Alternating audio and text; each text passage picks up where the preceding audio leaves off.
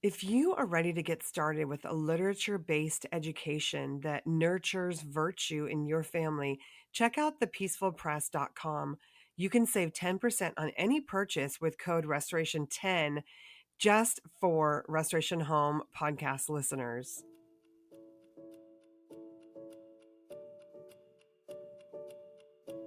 This is Jennifer Pepito with the Restoration Home podcast.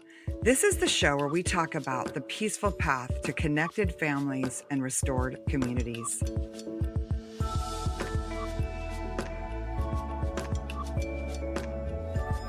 Today on the show, I'm so excited to be chatting with Emily Morrow.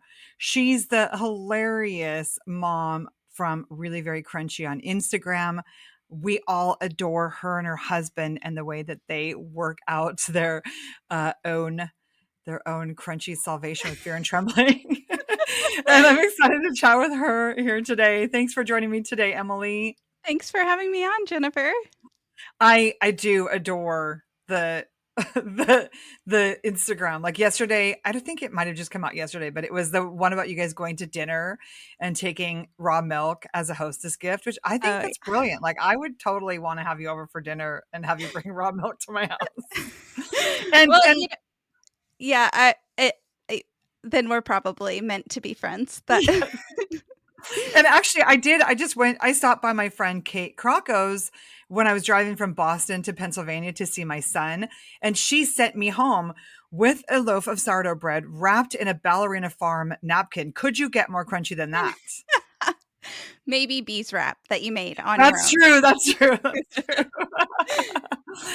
But I really wanted to talk today about kind of this like balance between being, a wild and free homeschool, which I don't think there's actually a way to box that in, because I know that Ainsley's like an amazing person, has lots of different ideas, and not every wild and free homeschooler just lets their kids play in the woods all day. But also so there's like the people that we conceive of as over here and they're like crunchy and the kids just run around the dirt all day. And then there's the people who are also doing some homeschool lessons with their children.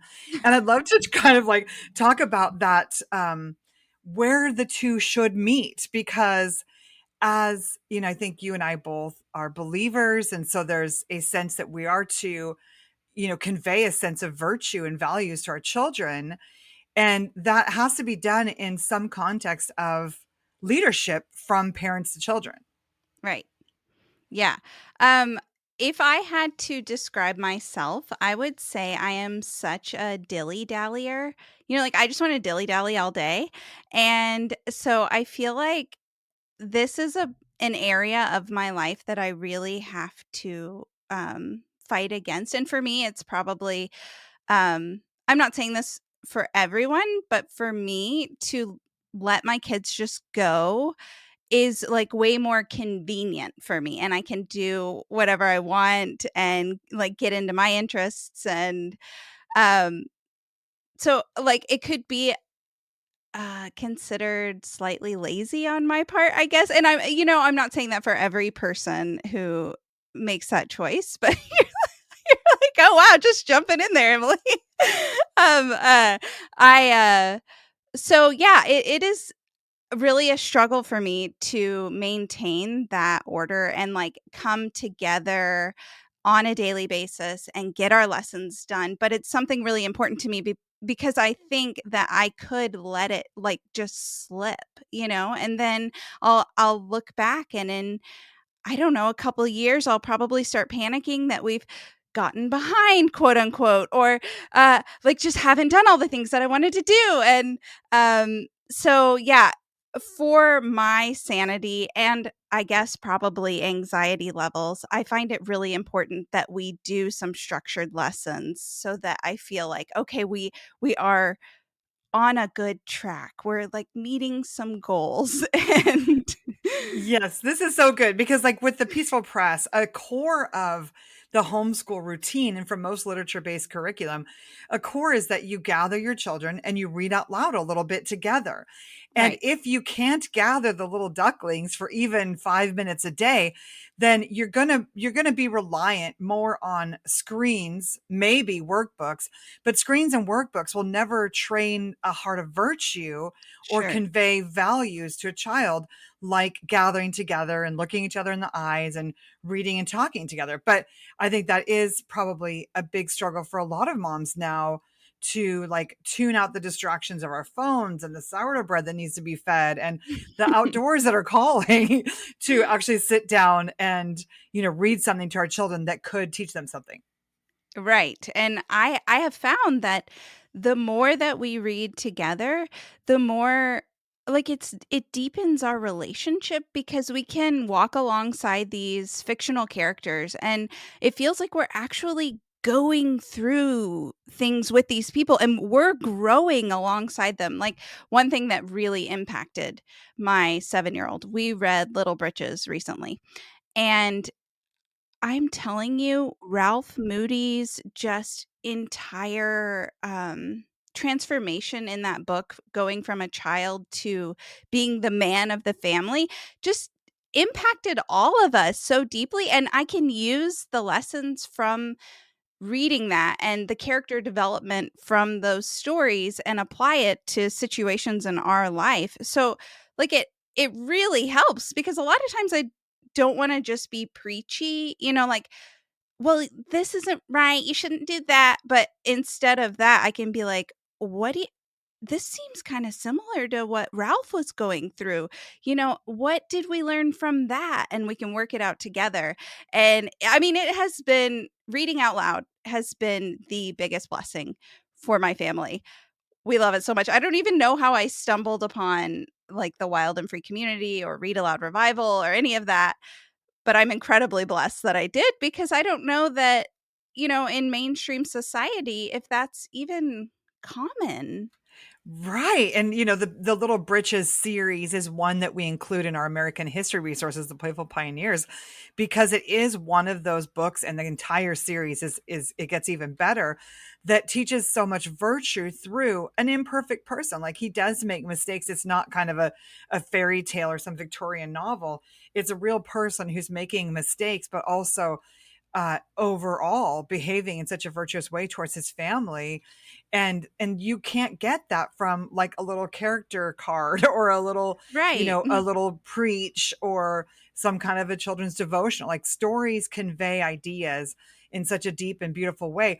But I think a lot of families really struggle to get their kids to sit and listen. And you have boys, you get how busy they are. Like I had 3 boys in a row, and I can remember that transition from when I had my first 2 girls, and it was very quiet and peaceful.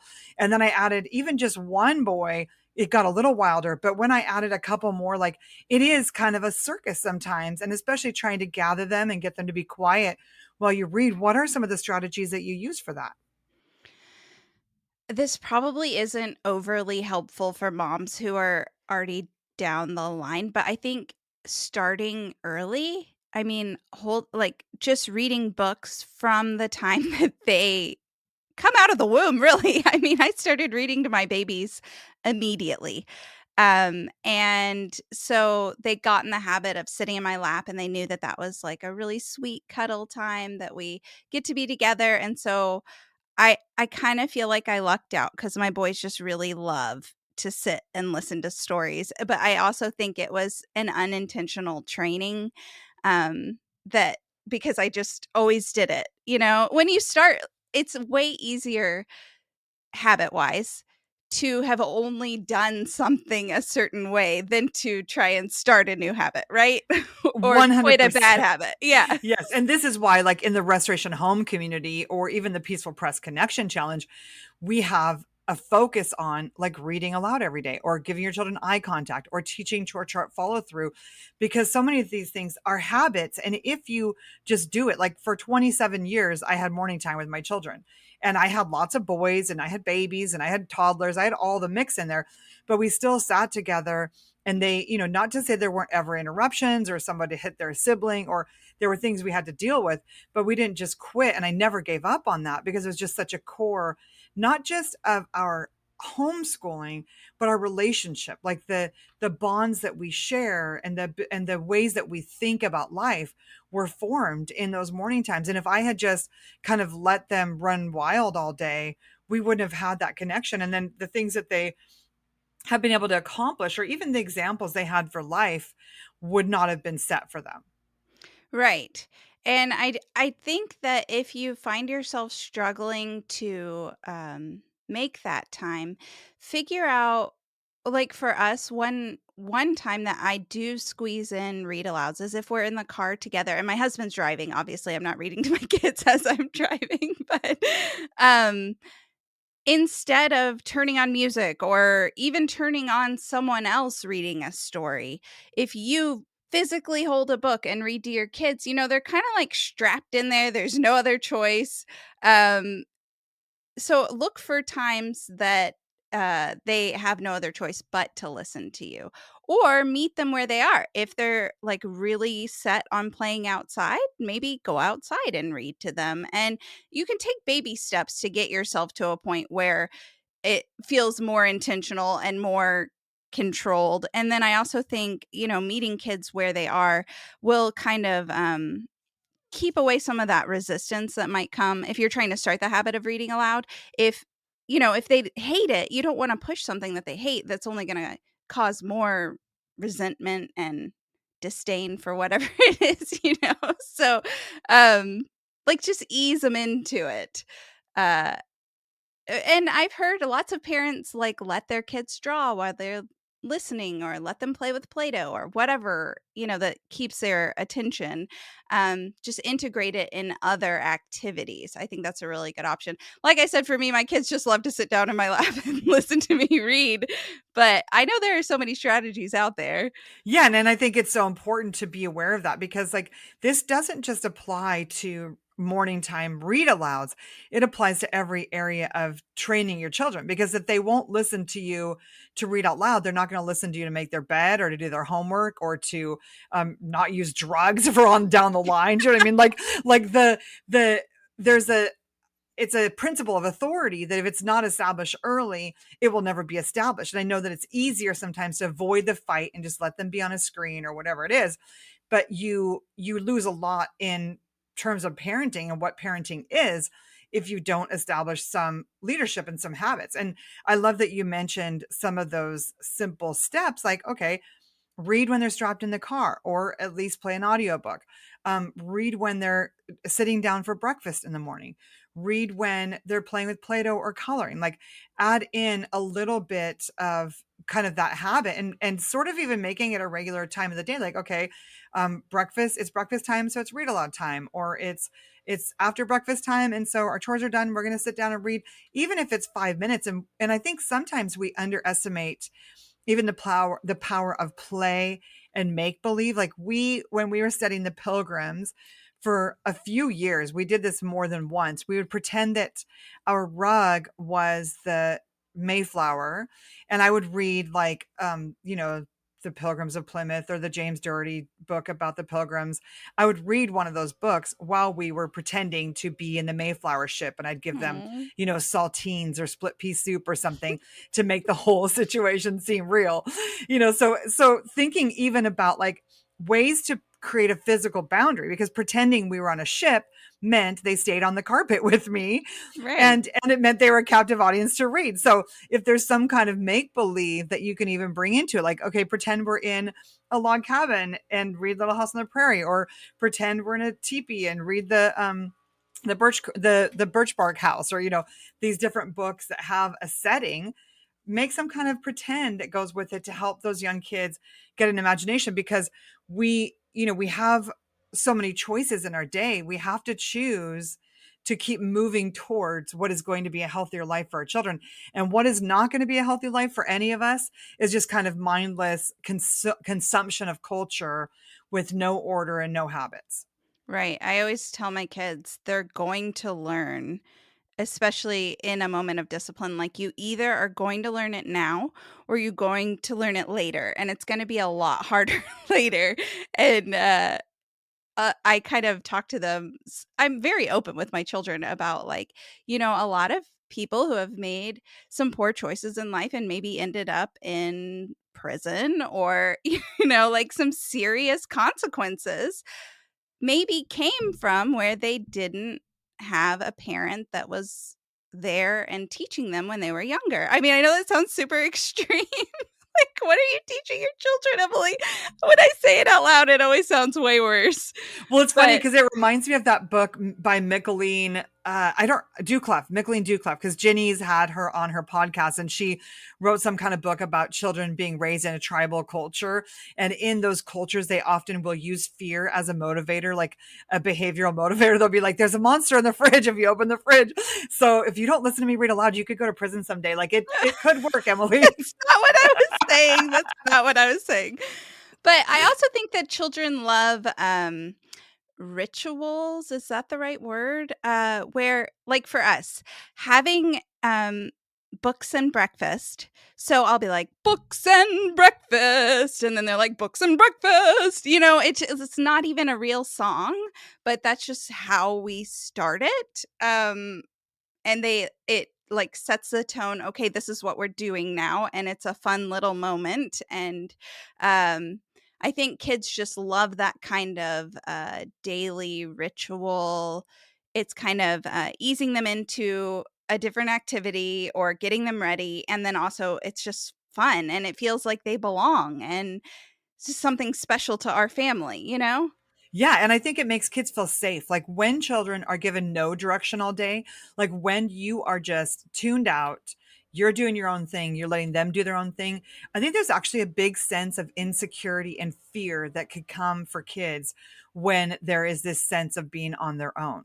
Children feel much safer when there is some structure and some leadership to their day. And so, I love like the Montessori philosophy. There's a lot of choices within boundaries. Like, here's the way you put your toys away, and here's the way that you make lunch and clean up after lunch.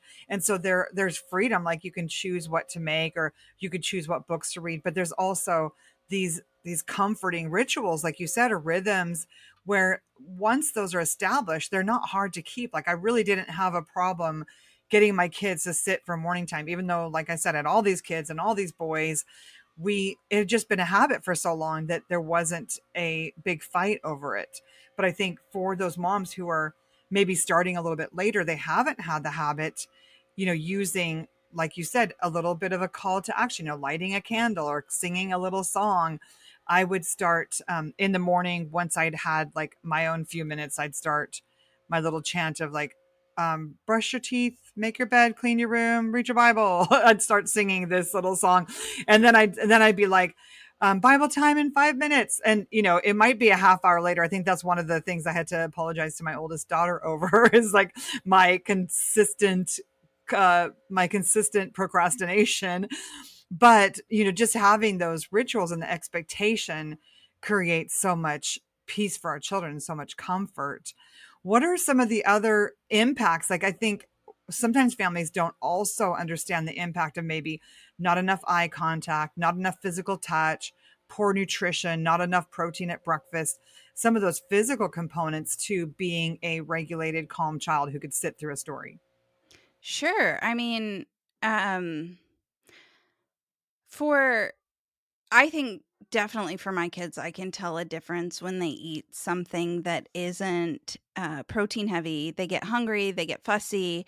I mean, if it's like sugary, then they're like on the sugar high, and that's not going to sustain them. I can totally see a big difference, but it's hard. Like my 5-year-old doesn't really like eggs, and that is such an easy morning meal. But I've told him I used to live in South Korea. We taught English over there. So this is not a very popular opinion here in the States. But you don't have to like it, but you do have to eat it, is what I tell my child, because I know that he needs the nutrition, and it's my job to help him make choices right now when he's not old enough to make the choices.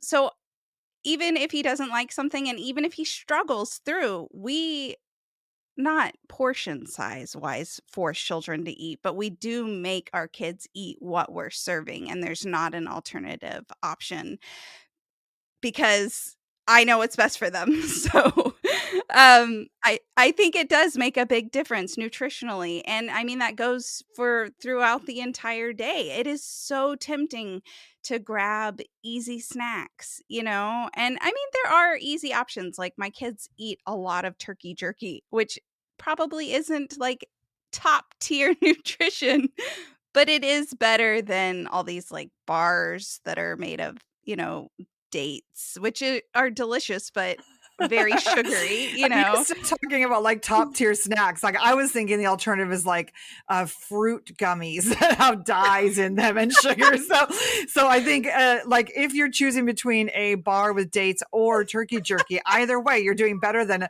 90% of American children. I don't know.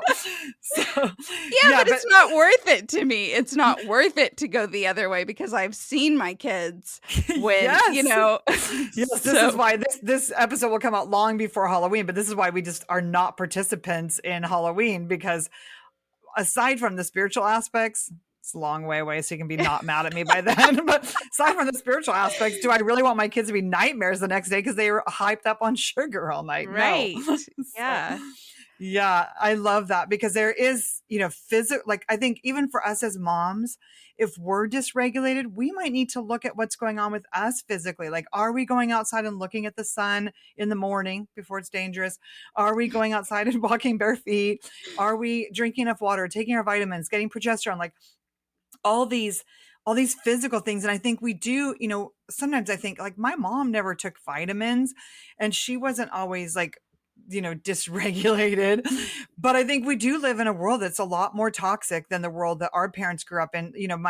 My children, our second child had a lot of early vaccines and then had seizures and all these other things, and so we actually stopped vaccinating the rest of them. But the younger ones, still some of them have had some sensory issues or some ticks or things like that, despite the fact that we were eating pretty clean. But I think there's a lack of minerals in our water, and there's all these toxins in the skies, and so there's a lot of things that we are fighting against in our families that will still manifest as behavior issues. And so doing what we can do, which is feeding them healthy and getting outside every day and staying away from screens, is going to help our families be calmer and happier and more able to be restored and connected. Right. And if you are willing to put in the work, it's going to be hard at first to make that shift. It is going to be hard. And you might think like this isn't even worth the effort, but it is ultimately in the long run. And that's how it always is with creating any good and healthy habit. Um it it takes the hard part to get to the beautiful part. So I want to encourage moms who are just starting on the journey to like stick it out, keep trying. It's going to get better and you're going to thank yourself. Yeah, it's so true, Emily. It's interesting because I'm doing a cohort with some moms of adult children right now. And, there are no guarantees that your children, if you feed them healthy and go outside every day and read your Bibles and pray every day and read out loud and do all these good things, there's no guarantee that it's all going to be magical for them through life. But they are certainly going to have an edge on culture. I really believe that the habits that we are putting in place, and I talk about this in Habits for a Sacred Home, that they have culture saving abilities. So many families don't eat a meal together at all, or don't read to their children at all, or don't pass on virtue at all. And so maybe we will still have bumpy times in our families, but these small shifts that we're doing, these are the same kinds of shifts that, St. Benedict did in the Dark Ages to create a monastic culture that actually saved Western civilization in so many ways. And so, what we're doing as homeschool moms or as moms who are being intentional to read out loud and have dinners with our children and look them in the eyes, these are culture saving practices. And I think they cannot be underestimated, the power that they have to really create more hope and beauty and peace in our communities. Right, and I also think that we have to set expectations for ourselves that we have for our children. Like, one thing that my husband, just in the last 6 months, decided is he never wants our kids to see him on his phone, just, like, passively on his phone, so he just carries a book with him so that if he's tempted, to pull out the phone, I mean, there's time for work, but so many times we are just sitting there scrolling, and our kids see that, and then we're setting that precedent for them. Like, when you are old enough to get a phone, is this how you're gonna spend your time? Well, that's how my mom spends her time, It's so I think we have to hold those expectations for ourselves as well. And reading our Bibles, we need to do that in front of our children. They need to see us doing that, not just together, but that we want to seek that nourishment and be spiritually feeding ourselves and not just our families.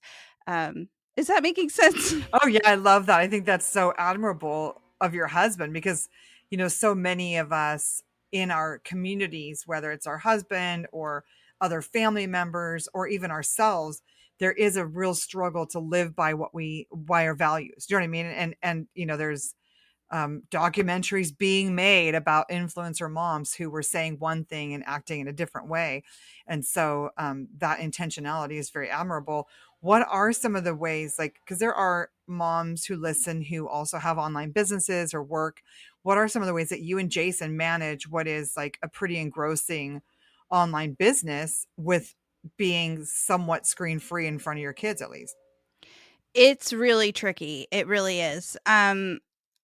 For one, Jason, I tried to tell him, like, go somewhere else to work, and he agrees that's really good. And we have the opportunity to do that because we're both working from home. So that would be harder for a mom who um, doesn't have someone else to watch the kids. Like, I'm here with the kids. So Jason can kind of carry the weight of the business, and he'll, go to a coffee shop or a co working space away from the children. Um, and working at night, I mean, I know that's not glamorous, but a lot of times when we put the kids down, that's when we get a lot of our work done. And you can wear blue light blockers if you are working on a screen to kind of minimize the impact of staring at a screen at night, because that can totally mess up your melatonin production and all that. But doing that, and then also before they get up, or there for us, there are moments that our kids aren't near us. So when they go outside to play without us, or they're just engaged in something else, I try to sneak in time, 15 minutes here, 20 minutes there, instead of trying to do it all at once. And I used to be really bad about trying to respond to messages. I mean, I get a lot of messages just whenever I got them, like, as often as I could. And now I've decided, like, some of those things are just gonna have to slip. I don't have to have a personalized response for everyone. Sometimes if someone sends me something, I just, heart it, or I don't have to say anything. And that's okay, because my kids are more important than whoever that stranger is. I mean, they are important and a valued member of society, but ultimately for my children's heart, like, that isn't the priority. Yeah, that's so good, Emily, because there is such a short time. I didn't have a cell phone until maybe my oldest was like 15 or something. And then I didn't start my business until my youngest was, I think, 6. And so even that I had so little time, I can see the difference. My older children are much less attached to their phones than my youngest children. And I think that it was just the shift. They had way more of their formative childhood years spent completely offline. A true wild and free childhood, living in Mexico and running through the hills there and everything. And I think it's such a gift that we can give to our children if we can, ourselves and our children, just stay a little bit more present in that season. Like now I have too much time to work. My kids are all pretty independent and they don't need me all the time. And what a bummer to no longer have kids like holding me and wanting to be read to and going on field trips. And now I could be online more if I need to. And so I think for moms listening, just recognize there are seasons in your life. And so savor this chance that you have to really mentor these beautiful little souls. And then later on, you'll have lots of time to be an Instagram influencer if you want to. But we're out of time. Is there any final things you want to say before we close? Because this is such a valuable conversation, Emily. Oh, just thank you so much for everything you do and the message that you bring into the world and all the encouragement that you offer. And thanks for having me on. This has been so fun. And I actually feel really inspired and slightly convicted by some of the things you've said. So Oh, I you're the sweetest. as the weather gets nicer, the more unschooly I, like, wanna be and slip into, and, so I'm definitely gonna fight that and, like, try to keep this, uh like, keep our rhythms going because it is so tempting when it's so nice outside. Yes, and we did, like, we would just do a little we would do a summer morning time where at least I would just read the Bible and maybe a page or 2 of a book, just because I didn't wanna let that habit go and have to reestablish it. But you can find more of Emily's work at Really Very Crunchy online, reallyverycrunchy.com, or on Instagram. You're such an inspiration. It's really, really fun. And we as moms, like, we do sometimes take ourselves too seriously. And so you and Jason have done such a good job at helping us laugh at ourselves and also be inspired. So thank you for all that you do, Emily. You're such a blessing to the Crunchy Mom community. We appreciate you.